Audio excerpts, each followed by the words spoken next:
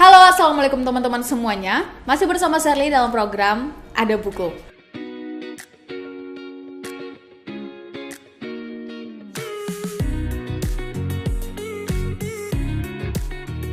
Teman-teman, kemarin Sherly ngecek YouTube dan ternyata terakhir kali kita upload video Ada Buku adalah 1 bulan yang lalu. Tepatnya tanggal 29 Juni 2022. 4 minggu video Ada Buku nggak naik. Dan hari ini Sherly excited banget karena buku yang akan kita bahas hari ini adalah salah satu buku favorit Sherly yang judulnya Isi Otak Orang-Orang Terkaya di Dunia yang ditulis oleh Anne Huda. Karena nggak banyak informasi yang Sherly dapat tentang penulis, jadi Sherly akan lebih banyak mengupas tentang bukunya dan hal menarik apa yang Sherly dapat dari buku ini.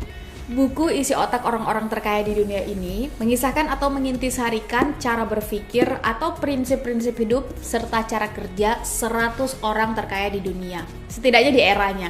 Karena bisa jadi orang terkaya di 14 abad yang lalu nih misalnya, beda dengan zaman sekarang, bener ya? Nah, buku setebal 424 halaman ini teman-teman diterbitkan pada tahun 2018 dan yang ada di tangan Sherly ini adalah cetakan keduanya.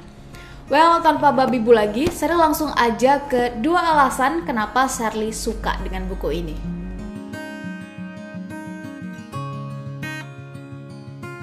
Alasan yang pertama, Sherly dapat mentor secara nggak langsung. Secara pribadi teman-teman, Sherly membagi mentor itu menjadi 2. Mentor yang pertama adalah mentor langsung, yang benar-benar kita bisa temui, bisa kita mintai pendapatnya, bisa kita mintai feedbacknya, yang mau meluangkan waktunya untuk memberi masukan dan arahan untuk kita. Jadi sifatnya 2 arah.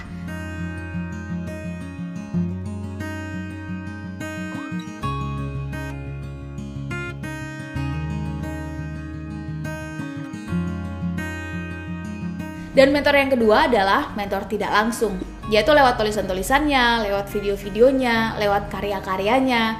Nah, salah satu cara untuk mendapatkan mentor tidak langsung adalah lewat buku bibliografi atau membaca kisah hidup mereka.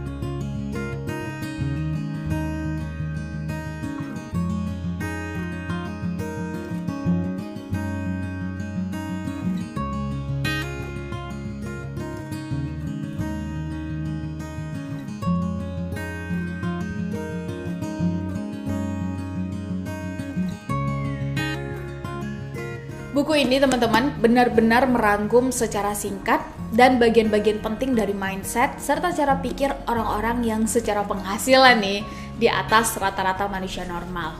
Teruntuk teman-teman yang saat ini sedang mencari mentor atau belum menemukan mentor yang tepat, maka membaca buku bibliografi orang yang menginspirasi teman-teman bisa jadi salah satu alternatif untuk mendapatkan insight serta feedback secara tidak langsung. Well, meski nggak semuanya harus kita ambil, yang baik dari hidup mereka kita ambil, sedangkan yang kurang baik atau kurang cocok kita tinggalkan dan kita perbaiki. Alasan yang kedua adalah singkat, padat, dan jelas. Teman-teman bisa bayangkan, cara berpikir 100 orang dipres menjadi 400 halaman, yang mungkin kalau kita baca buku bibliografinya satu persatu, 1 tahun juga belum tentu selesai. Meskipun ada banyak part yang tentu bakal terlewatkan, namun karena yang saya kejar memang adalah cara berpikirnya, jadi I'm totally okay with that. Untuk teman-teman yang pengen tahu nih cara berpikir 100 orang yang nama-namanya nanti bakal saya tulis nanti di description box, buku ini boleh banget dijadikan opsi untuk dibaca.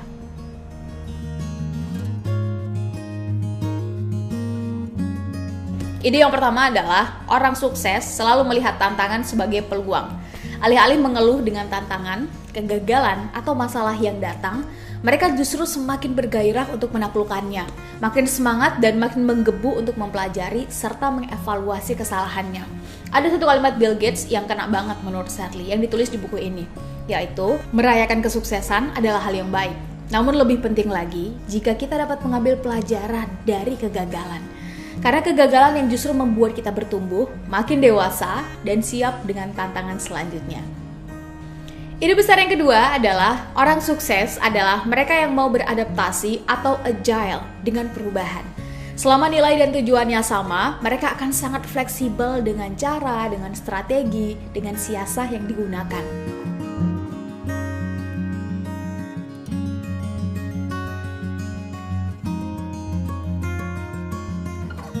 Konteksnya bisa apapun, baik itu dalam memperjuangkan cita-cita, berbisnis, mendapatkan beasiswa, karir, dan seterusnya. Kenapa agile atau kemampuan beradaptasi ini penting? Karena perubahan itu adalah kepastian, dan hanya mereka yang bisa membaca situasi dan kondisi saat ini, atau bahasa buku ini adalah pasar saat ini, yang akan menjadi pemenang dan mendapat lebih dibanding yang lain. Kalau kita punya bisnis, maka bisnis kita bakal berkembang lebih awal. Kalau dalam ilmu pengetahuan, maka akan banyak penemuan dan pembaharuan. Kalau dalam dunia karir, maka kita akan mendapat kepercayaan lebih dari perusahaan atau lingkungan tempat kita bekerja, dan seterusnya. Nah, pertanyaannya justru adalah bagaimana agar kita punya kemampuan beradaptasi yang baik. Bener nggak? Menurut penulis lewat bukunya ini, berdasarkan kisah hidup 100 orang sukses yang dibahas, maka salah satu cara agar kita bisa beradaptasi dengan perubahan zaman adalah sisakan ruang kosong pada gelas kita. Dan jangan terlalu lama berada di puncak, karena seorang pendaki sejati akan selalu mencari gunung atau bukit selanjutnya untuk didaki. Keep growing, keep learning, and keep moving. Istirahat sebentar boleh, namun jangan mau berlama-lama dan terlena dengan puncak serta kemenangan yang didapat. Ide ketiga, sekaligus yang paling penting adalah orang sukses adalah orang yang punya goal atau target yang besar. Dari 100 orang sukses yang ditulis di buku ini teman-teman, maka ada satu irisan persamaan yang saya temukan, yaitu setiap orang sukses selalu punya target. Baik itu yang sifatnya jangka pendek maupun jangka panjang.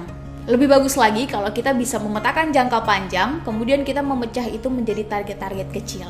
Kenapa punya target itu penting? Karena target dan visi itu yang akan mendrive atau mengarahkan aktivitas kita. Sehingga waktu yang kita habiskan menjadi lebih produktif, tidak sekedar sibuk, yang menghabiskan waktu dengan kegiatan atau aktivitas seadanya sesuai dengan tren yang sedang terjadi. Well, ketika tren itu berubah, maka demikianlah, manusia sibuk akan terus berubah-ubah.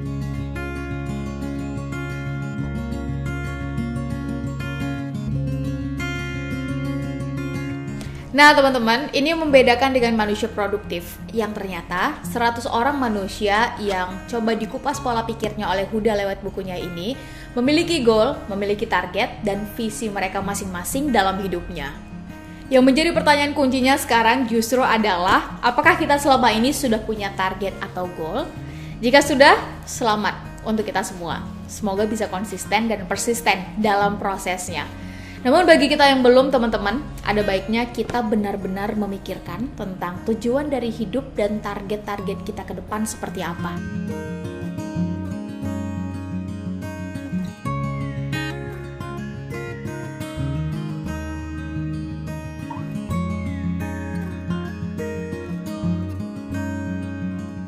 Well, beberapa video Ada Apa sudah membahas tentang produktivitas. Untuk teman-teman yang membutuhkan, linknya akan saya taruh di bawah. Yang jelas, karena hidup kita cuma satu kali, maka pastikan kita hidup yang berarti. Memiliki goal is a must. Nah teman-teman, itu dia ulasan Sherly tentang buku Isi Otak Orang-Orang Terkaya di Dunia oleh N. Huda. Komen di bawah, teman-teman mau Sherly dan tim Ada Buku mengulas buku apa lagi.